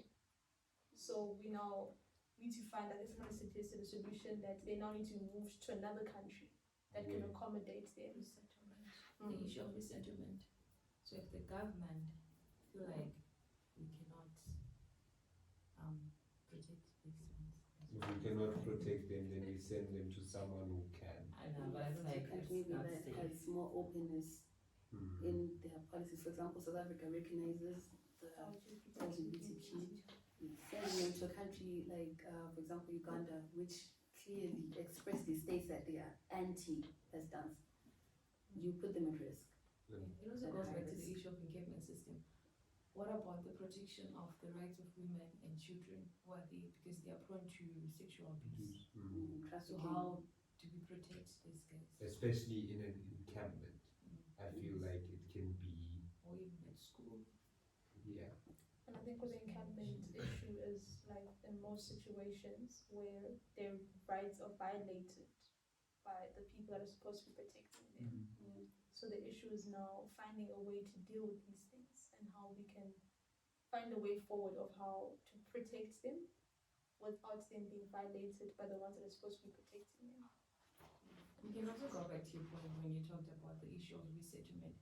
Probably maybe if you are going to the encampment system, because for example Zimbabwe, most of the refugees that are coming here, they're going to Tomokara, probably the issue of population or whatever.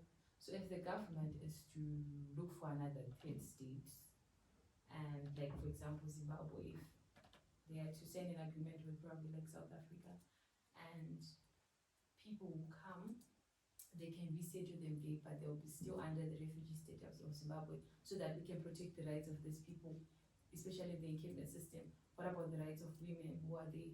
Because people who are there, I'm not saying that they're threats, but probably they're thieves. I'm joking. I have a question.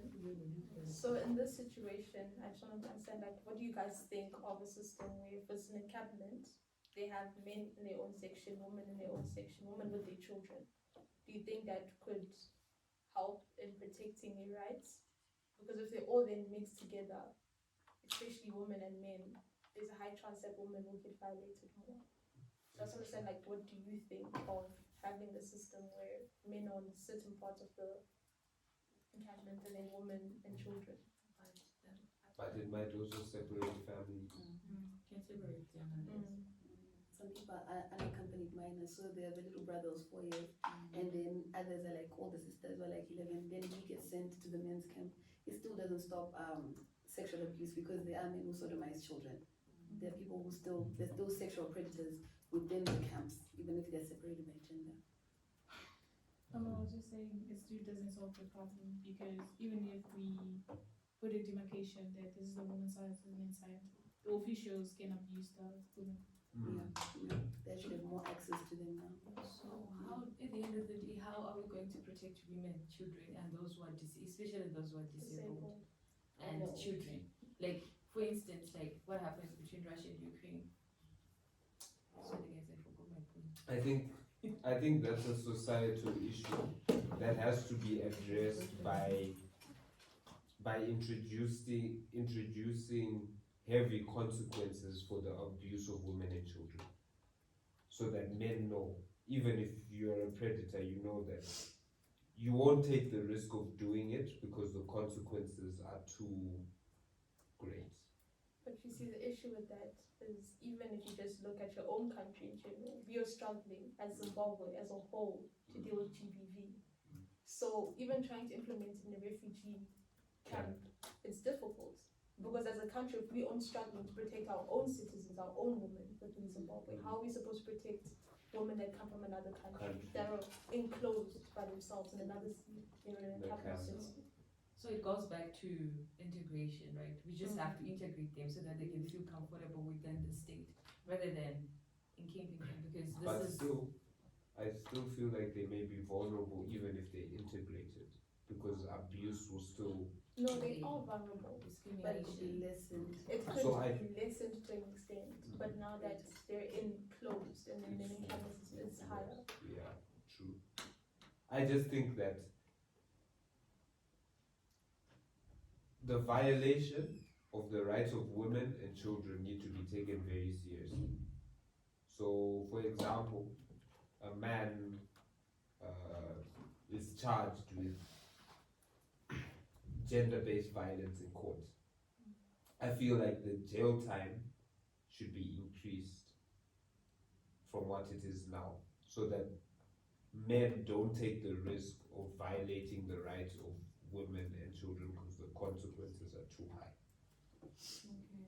So at the end of the day, the government has to draft up policies that solves the issue of marginalization within the group of children and because for example Of already vulnerable groups.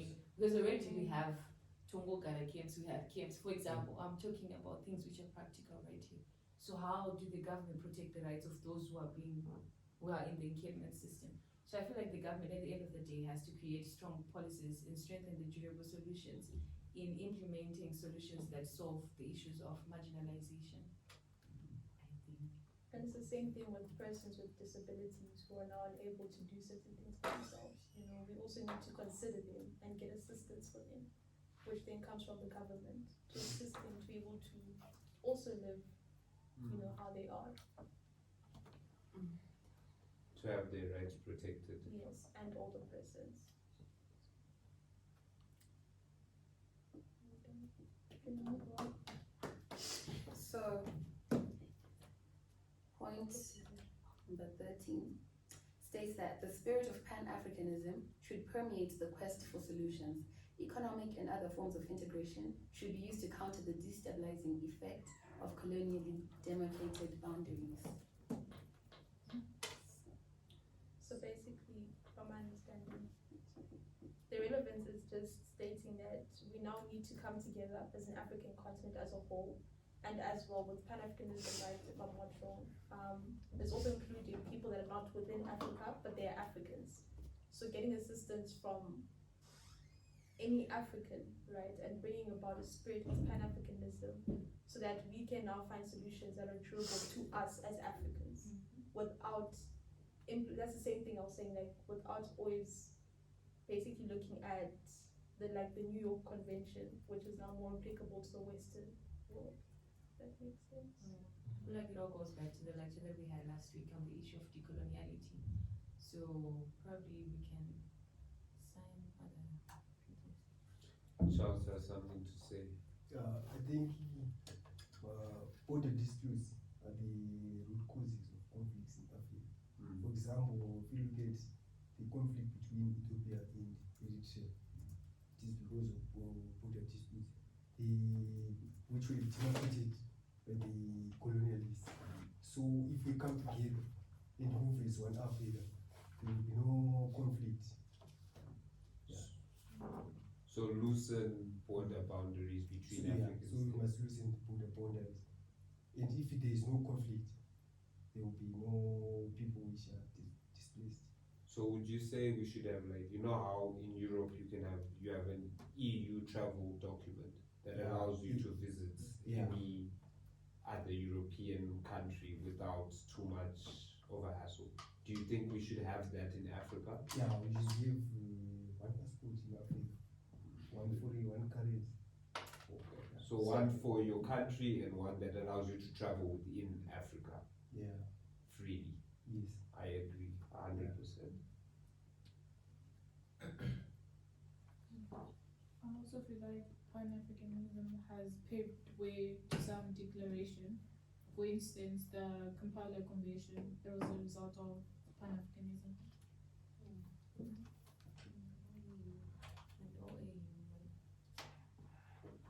Do you think that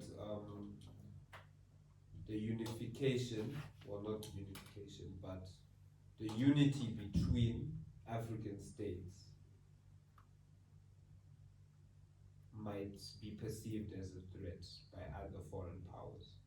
And how do we prove to them that it is better for the rest of the world that Africa is unified and that we aren't a threat. I don't think we can ever really say that we aren't a threat or like have been convinced that we aren't a threat. Because You we know what I are. mean? Because the more we are, the more of a threat we are. We have all the resources. We have, if we all are, never mind, can't explain it.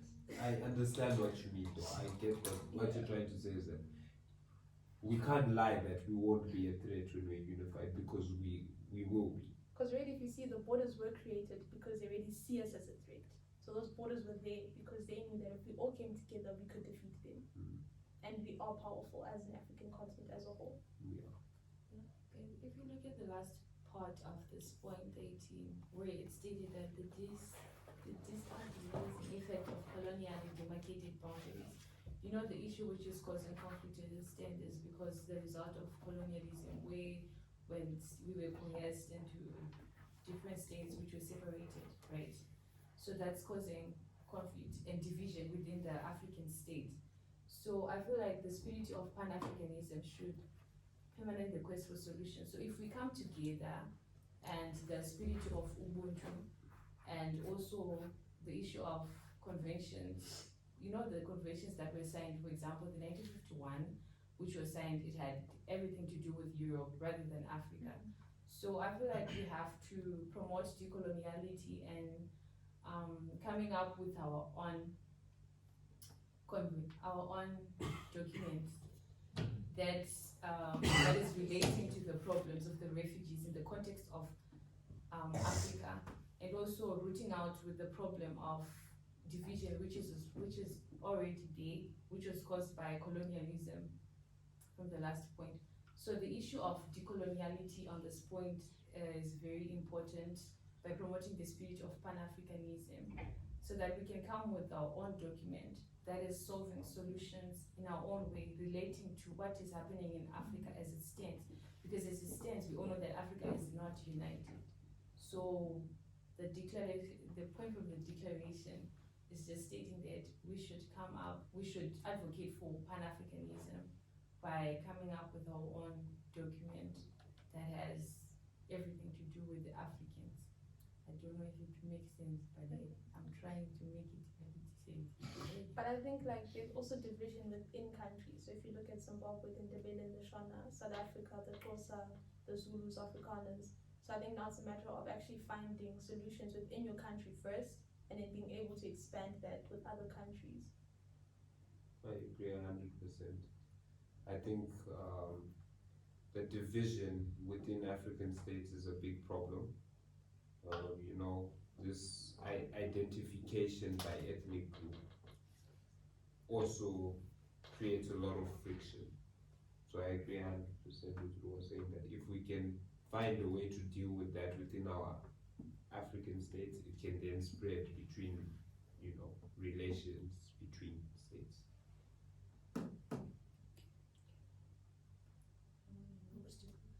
Okay, so obstacles.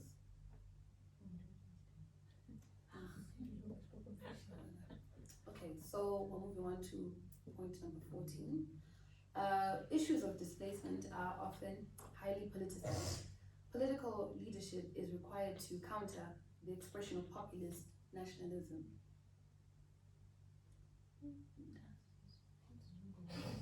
So we're looking at how issues of displacement are often used by politicians, either for political gain at the refugees' expense.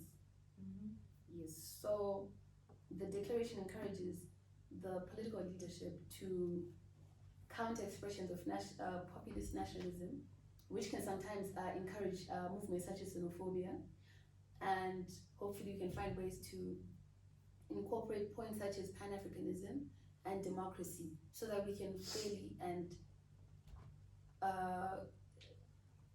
give justice to forcibly displaced persons in our countries. So, what are some of the issues? Okay, you're right. I feel like the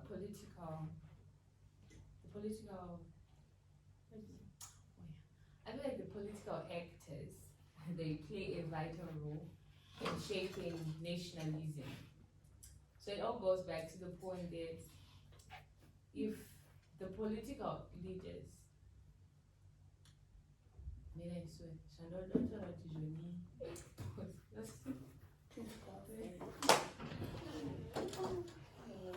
That's the point. Nah.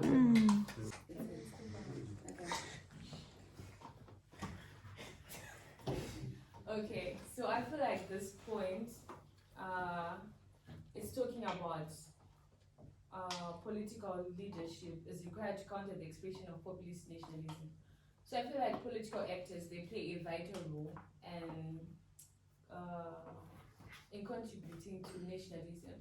So they also provide a provision for local integration, resettlement, as well as voluntary repatriation. So how do they do this? If the political actors are very, I guess it's not coming out, but this is what I want to say.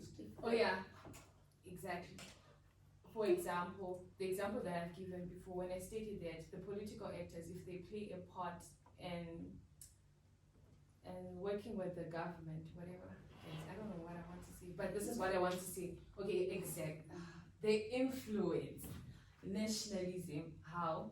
If the political actors are to include the media and solving the issues, they can contribute and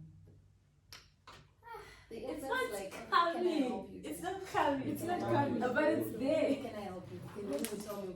So maybe what I'm trying to say is that politicians influence the moods of their people. Yes. So if a politician is xenophobic and Afrophobic, it's going to say, oh, we don't want you guys here, you should go back to your houses, go back to your countries. And then that influences people in regular day-to-days who see refugees and they're like, you guys should go back to your country, must go back to your countries. Yeah. And then that encourages xenophobia and all of that. However, if politicians say you guys are welcome home because we're all one Africa, if they embrace values of Pan-Africanism, they can also influence people to say, oh, okay, we're the same, we're brothers and sisters. So they could push for inclusion and reduce discrimination against forcibly displaced persons. And how to do it. So we're saying that politicians channel sentiment into the like amongst like They natives influence and the population. attitudes Yeah, they of influence the the population. population, and it all goes back to the point that I stated that how can they do that? You know, as a stand, like for example, in Africa, I don't want to give a specific example of a state. The government plays a vital role in the media. So if you're not supposed to advertise this, you're not supposed to do it. So which means that the political actors, they do play a vital and a big role for the inclusion of the refugees or the forcibly displaced person. How do they do that? They should make sure that in the media or the social media, the TVs or whatever, they talk about the problems of the refugees that they are facing in order to avoid discrimination that they'll be facing within the citizens or within the state by eliminating insecurities. Like for example, in a state like South Africa as it stands, people are, there's a conflict here. So they are facing what they feel like it's an economic threat or economic insecurities from the refugees or for the forcibly displaced, right? So if the political actors are to play a vital role and including the media, they can remove the narrative that the refugees are a threat. You understand?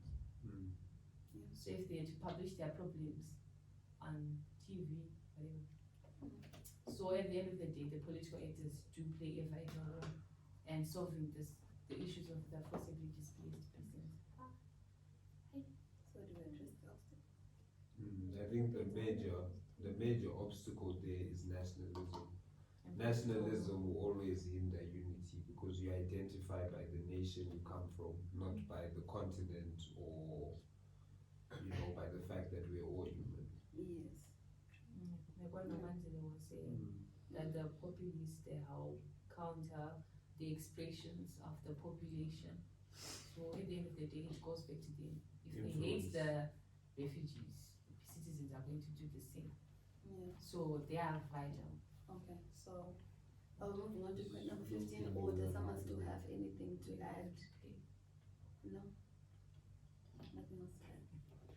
Okay. So point 15 states that host communities should be involved in the quest for durable solutions. They should be educated and mobilized. Promoting social cohesion between host communities and forcibly displaced persons and mobilizing and involving host communities in the quest for durable solutions is important.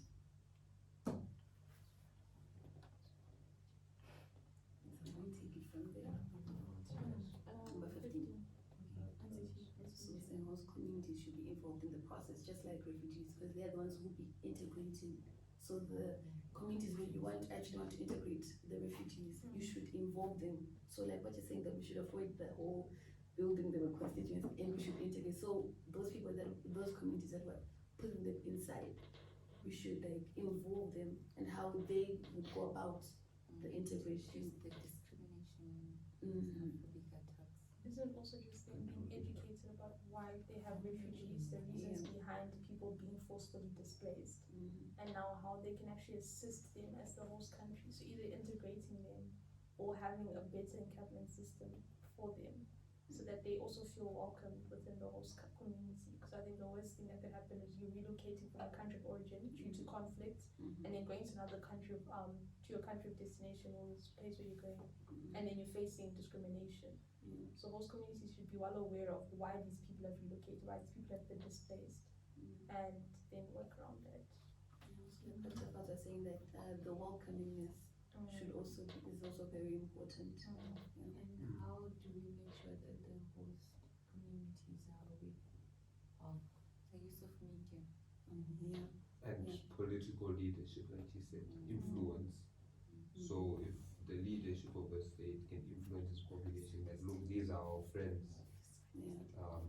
We have to accept and integrate them into our societies, into our culture, then I think it would be to go more smoothly. And also Right. just involving the forcibly displaced persons, because how are you supposed to assist them if you do not actually understand or know their problems? So you actually need to go and speak to them and like do surveys and understand where they are coming from, because they're in the situation, you're not in the situation, so you won't fully understand or comprehend. So involving host communities and quest for durable solutions, it can also promote trust and a good relationship between the refugees or the forcibly displaced as well as the communities, and also promoting social cohesion and reducing tensions like those insecurities, the citizens thinking that the refugees or the forcibly displaced are a threat to their state. So including them can promote social cohesion and reducing social You're tension. asking how we can also do that. I think going into how we can find common ground, because if you find that most African countries, people have this, their tribes are very strong in their similarities, so you could find common ground between two different groups. Like, oh, you guys in your culture, you do this. So you could also implement that in schools so that people respect each other's cultures and differences and also accept that. So, just adding on to Naisha's point, I feel like if the host communities know what's going on, it can lead to the overall success of the whole durable solution in Africa. Promoting sustainable and development goals. And just to add on, in a situation, let's say the host community is not aware, if you guys have heard about pressure groups, so we can have pressure groups rising. Let's say just what we explained in the essay with xenophobic attacks, they'll be like, we don't know about this, so we feel like these guys are taking our jobs. So to eradicate the whole pressure groups thing, if we told the host communities we're gonna get refugees from this country, and they have this problems and this problems, and they might need this and this from the community might actually accept them and build trust and better solutions. I think, the obstacle with what Natasha said, like I agree with what she's saying, but the obstacle with that is that in the context of South Africa, they're well aware of what is going on in Zimbabwe since 2008, and most people left after 2008 elections. But now it's a matter of, I think, just getting, not them, I think it's just them understanding why. But for them, South Africans, they're saying like, but your economy, go back and develop your economy, go back and develop your country. And the problem is that I can't explain it, but like it's The just problem with refugees, it's not about economy, but we need to understand it's about politics. So I feel like it's not morally right for SA to say to rise against, let's say, Zimbabweans because of what they had experienced in their country. But then, in the case that if they are in the right mindset, they should actually integrate these guys because this is because of politics. You cannot control politics. I don't know if I've answered you. no, you have.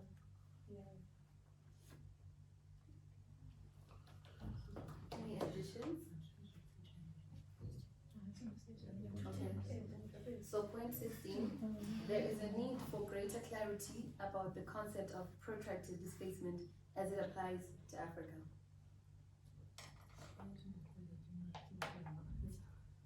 So we just need Charles.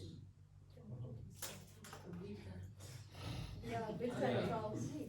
And I'll just need for the people from Africa to understand what protracted displacement is really.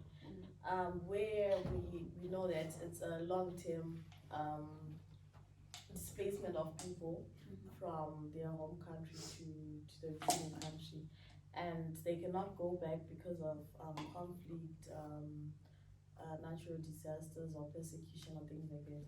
So if the Africans are able to understand the fact that these people are running away from their country because of certain issues like conflict or maybe they can be able to.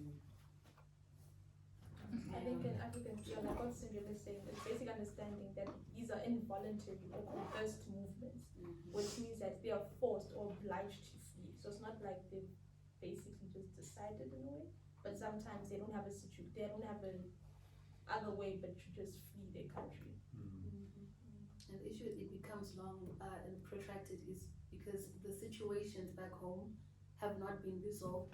So other people are in exile and their leaders or whoever, I'll use the context of Rwanda. So for example, most Rwandan refugees say that, the Rwandan government will always find you, it can track you down. So you can imagine going back to a situation like that where people are waiting for you. Your life is in uncertain terms. Your safety is compromised, so you cannot go back, and then your situation just ends up. Okay, so it's all going back to understanding the term of protracted displacement in order to come up with durable solutions that can support an inclusion. Okay, understand. Just adding on, I feel like if Africans understand the whole protracted displacement as in Africa, it leads to African renaissance.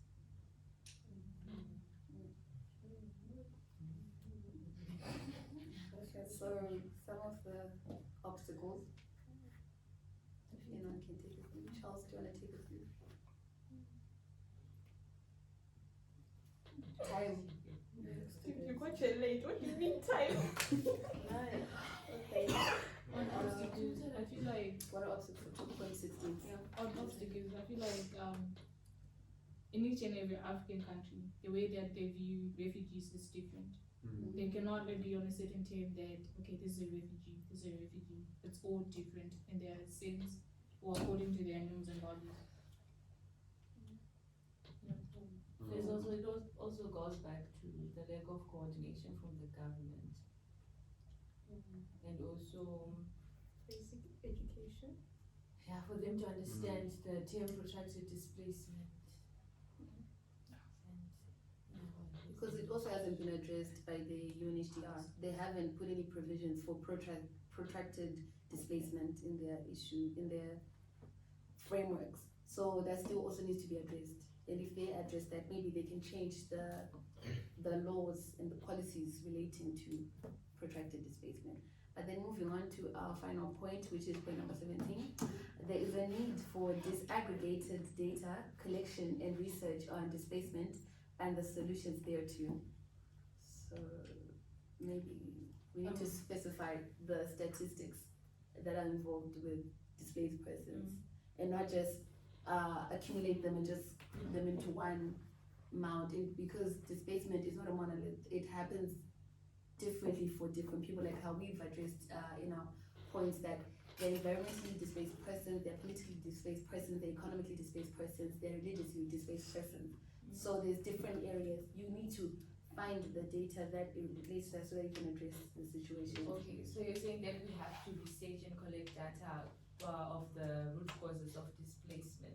Like qualitative data to give us actual that people are being displaced because of a cultural situation, because of an economic situation, because if you just group them Where into they're being one displaced. amount, that you won't be able to address their situation.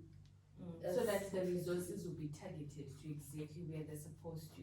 So if we understand the root causes of displacement, whatever you say, we understand. Okay, just a question. I don't know if you guys think the same way, but I think it's wiser for us to have quantitative data for internally displaced person and asylum seekers and also refugees, so that we know the amount of resources we need for this particular group and for that particular group. I don't know what you guys So think. if, for example, if it is gender-wise, disability, women, children, so that we can specifically address our solutions, our durable solutions. Specifically. Sacrifice our governments to actually go there and actually see what it's like and actually speak to the what's this place, please? Yeah. So I want to say a major obstacle to this that I can see is that most of the statistics that are collected in Africa are done by Western powers, such as the World Bank, the IMF, and the UNHCR. There's lack of funding for African actors and research centers to actually carry out statistics. So we end up depending on those statistics that are offered by those groups. We don't have institution that collects data. Even if we do, they are quite limited in their reach compared to groups such as the IMF and the World Bank. They actually can fund projects and people can actually go into the areas, even like the United Nations, but the AU said that they don't have those resources to actually carry out. The main issue is that we don't have enough funding. Yeah, but I feel like this point is really relevant. Of all the points, that I really like this one. Why? Because it is specifically dealing with the problems of the displaced persons within the groups. Specifically, even it is gender-wise, the LGBTQ, like what you. So we are coming up with policies relating to different groups: children, the disabled, the old, and the LGBTQ. It's nice. Wow. Okay.